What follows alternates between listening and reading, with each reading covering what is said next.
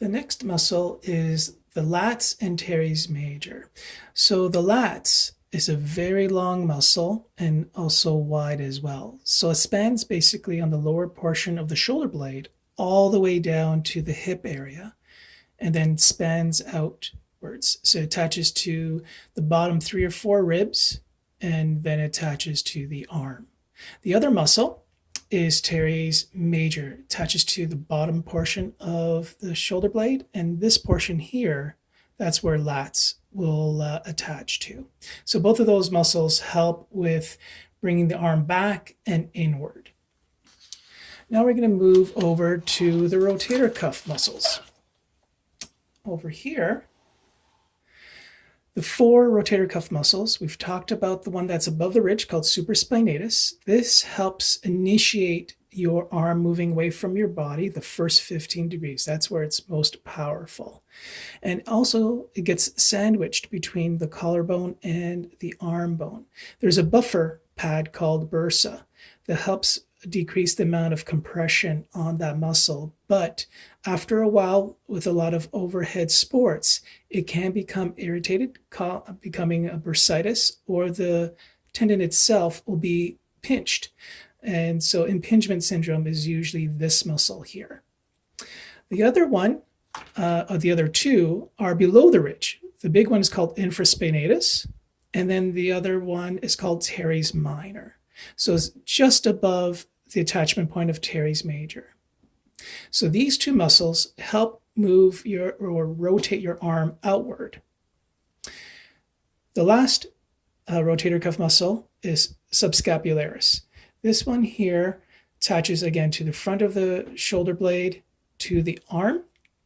And now you only could able to massage a portion of it. You can't massage the whole muscle because it's against the ribs, but you're able to get the outside portion of that. And on this page here, it shows you again the landmarks on the bony structures. So you got supraspinatus here, infra, teres major, teres minor, majors down below, and lats cover that segment there. And then over here is subscapularis. The last muscle we're going to talk about is serratus anterior. So the shoulder blade is transparent, so you can see the fibers, but attaches to on the front part of the shoulder blade, but near the edge closest to the spine, and then fans out to attach to first 8 to 9 ribs on the outer part. So again, they look like finger projections, and it's called a boxing muscle. And then over here in red, that's what you'll see. And now we'll move over to Frank. Now with Frank, this portion here, we're going to turn Frank around. And with the rotator cuff muscles, you have infraspinatus coming here, attaching to the arm. And then you got teres minor, teres major. And then lats come around to attach there. With serratus anterior, it attaches on the inside of the shoulder blade on the front part. And then spans out to attach to the ribs on this portion here. The subscapularis, I'll turn Frank around, attaches to the front part of the shoulder blade and runs towards the arm here.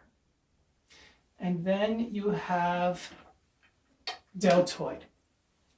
Deltoid attaches here and here, all across. So it goes from the shoulder blade to the shoulder to the collarbone. And then it's a V-shaped muscle that attaches on the outside of the bone here in this type of position like that. So we have deltoid, we have subscapularis, we have serratus, we have supraspinatus, the one that pinches and is the main muscle for impingement syndrome in the shoulder. we have infraspinatus, Teres Minor, and then Teres Major and lats coming to attach to the shoulder bone. The rotator cuff muscles help hold the arm in its position because the shoulder is the most mobile joint in the body. And the reason for that, it has a shallow articulation with the shoulder blade to the arm.